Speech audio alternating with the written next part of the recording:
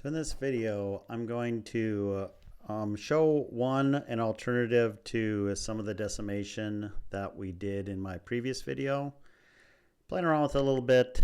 It gives a little bit different look, but is an option and sometimes can lead to less rework of all those triangles that I showed last time. Secondly, I'm going to bring this mountain into Unity and then see what it looks like in the Unity shading, and then secondly have an alternative to mapping a image based material onto it to see what it looks like and to talk about how to get that to look good. So to start with, we're looking at one of my mountains that I have pre-decimated that I showed in my last video. And what we're going to do is we're going to go in and add the same decimation or decimate modifier. And instead of using the planar, what we're going to use is using this collapse. And there's a couple things. There's this ratio and factor. And what I'm going to do is I'm going to boost this factor up. Both affect, I haven't figured out quite how the factor really affects the collapse all that much. It's mostly on this ratio. So we'll start at say 0.5 and then I'm going to grab this and with my mouse go up and down, and we can see how it's collapsing those planes. The lower the ratio comes, the more it flattens out and combines my polygons. And what I can do is a lot of times you don't get as many triangles here. Again, it can look at a bit different look and sometimes gives you less variety of look that I found. But again, you can play around with this to see it to get the look you want. When I had this ratio a little bit lower, you'll notice that I get less triangles here. I get more rectangles, which is more of what I want. So let's just set it there. We'll apply it. So you can see we still have triangles that we need to get rid of here. So it's not that much different, but again, you can try both of them, see which one works best for what you're doing. So now that we have this, I'm gonna fix up a couple of these and then bring this into Unity and see what it looks like. One of the other options that I just remembered is that when we're actually mapping to a material, sometimes the actual shape of the vectors don't matter as much as the overall evenness of the polygons across your whole mesh. And one way to get a more even look is to use this remesh. So if I do the remesh, I'm going to select, go into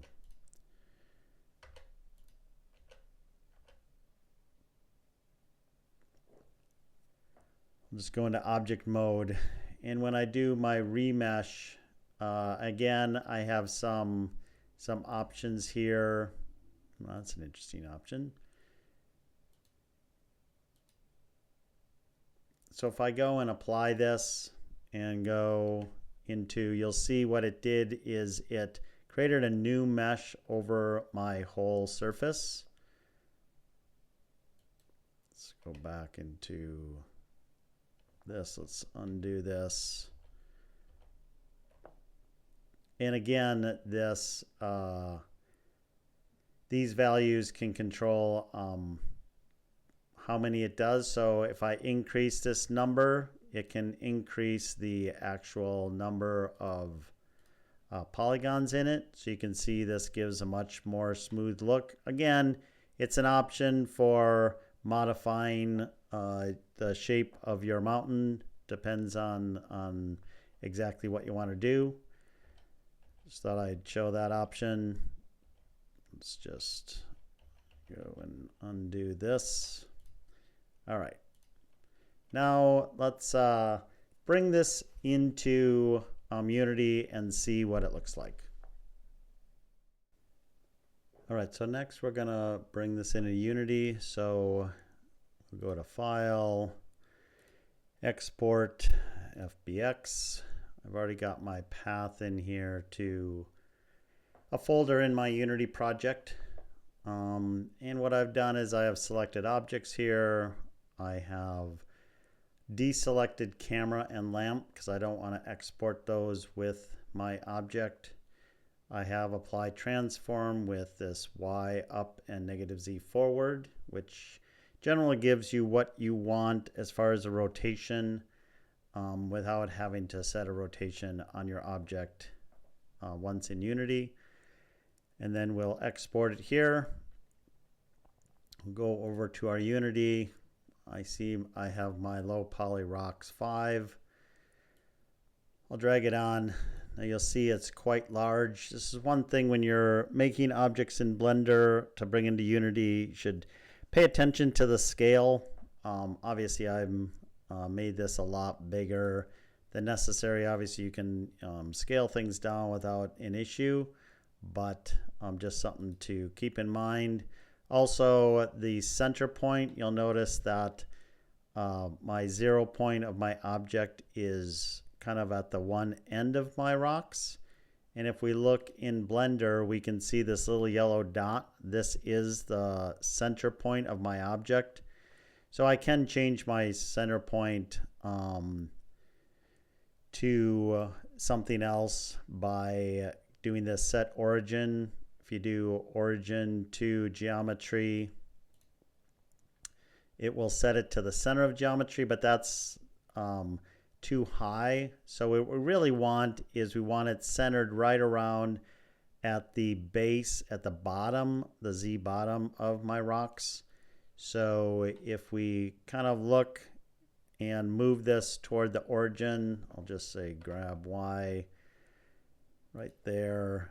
And then I'll do set origin and say origin to 3D cursor.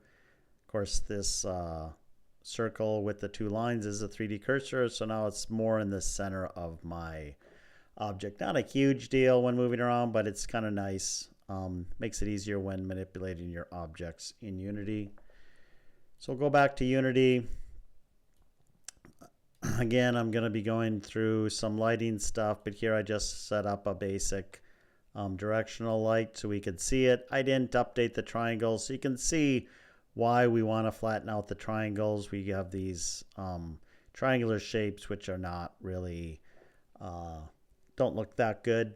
I do have another one that I fixed all the triangles up with, but I wanted to demonstrate one, bringing it into Unity, and second, right now I just have it mapped with a default material. I have this just gray material that I could grab onto, and it's just a flat basic material. I also made some materials with some rock images. So I took and I grabbed a lava image you can see here.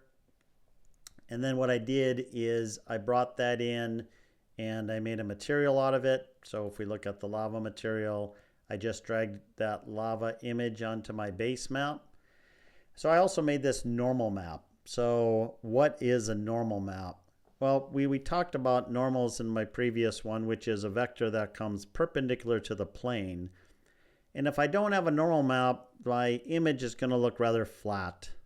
But a normal map, what it does is it takes and it uses the light and dark areas of my image, and it will alter the normals that the light uses when calculating how bright or dark something should be. So it essentially makes, it gives a more 3D look to a flat 2D image.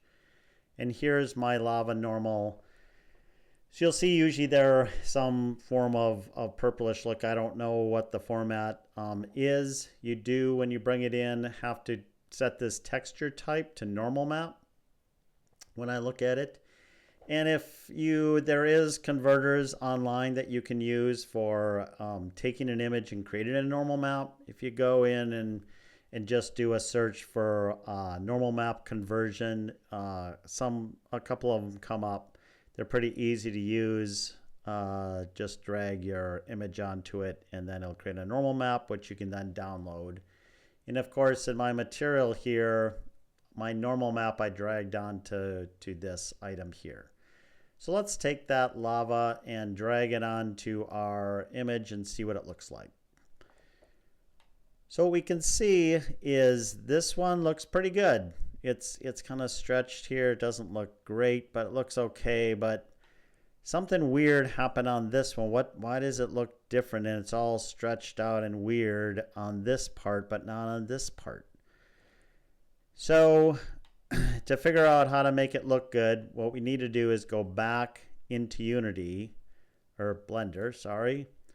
And the reason it looks weird is that when mapping images onto a object shape, what it's going to use is it's going to use the UV map. So the UV map says for any particular pixel, the 4 parts of this rectangle, how is it going to grab the pixels from the image to map onto this face? And it uses the UV map in order to do that. And if we go up to UV editing in Blender, hit A to select all, what we can see is this is the current UV map. It started out very even, but when we decimated it, it created all kinds of new UV points. I'm not sure exactly how it does it. It probably didn't, and these are just how the decimated layout. And so what happens is if we highlight some of the objects are going to be, some of them are going to be okay. But if we go back here, we can see that this one is just a straight line. It doesn't have any volume. So that's why all of these turned into just straight lines for the UV map. They're all on top of each other, and that's why we got that weird look. And so what we can do is we can unwrap and create a new UV map from our new object. And we'll see how to do that. So what we're going to do is we're going to go back into layout mode. And what we're going to want to do is create a new UV map from this object.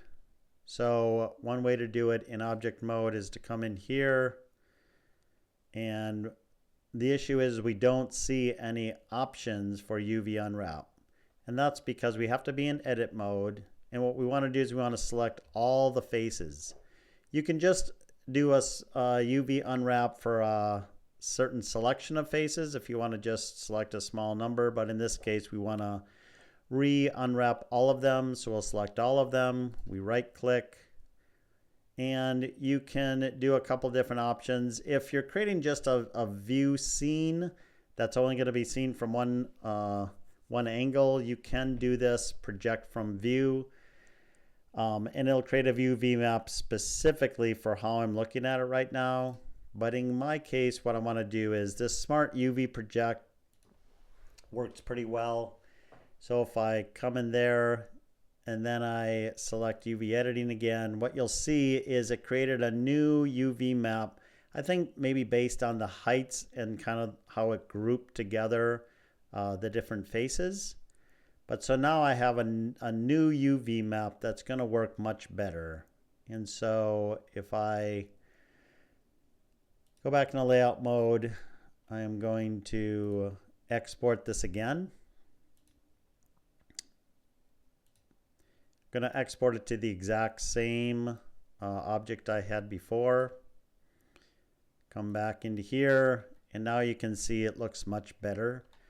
And this is one thing you should become comfortable with, is just going back and forth between Blender and Unity. You can see that it's very handy. When I had that selected, it automatically overwrote my old one and applied all the changes to it. So now we can see that my my new image with my new lava rock looks much better. And in this case, I really don't have to worry about the triangulation. I don't see those faces as much as I did before.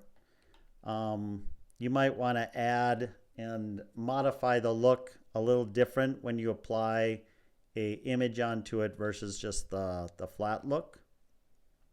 And remember that if I go into this material, say my lava material, and we can see what the normal map does by, if I come into here, this is the strength of the normal map. So if I just type in 0, what I get is I get some stronger reflections off of this because I think smoothness was pretty high if I pull that down, but it looks a lot less 3D. It looks flatter. And if I come in here and I change this to a 5, you'll see it darkened because all the dark spots, this is a very dark bitmap, and you'll see that it darkened quite a bit because the light coming in is not reflecting off of flat surfaces anymore. So as you can see, as I change this, it's going to change kind of the look. And here you can see that more strong 3D look from my bitmap. I have another one that I made that you can see has a different look of some lava rocks. See if I come in here and I type in 0. You can really see the difference here between just the flat look, which doesn't look very impressive at all, versus adding that normal map. Really changes the look of this one at all. So the tiling also matters. So you can see this is a 10 by 10. So what this does, if I just change this to 1 by 1, it stretched the whole single image over the whole of my mesh, and it really stretched everything out. So that doesn't really look good at all. So if I change my tiling now, it depends on the size of your mesh of what tiling is going to look good. If I go back to 10, you can see looks pretty good. If I up this, say, to 30 by 30, we're going to get a much smaller look, and maybe you'll lose some of the look you want. So you can play around with the tiling. You may have to make multiple mesh or materials because of course the tiling is per material. So something to keep in mind. So this kind of shows how to bring it into Unity, apply a material to your mountain mesh. And so now what we have is we have some good objects that we can use for playing around with some of our lighting options, which is what I'm going to dig into next. So stay tuned.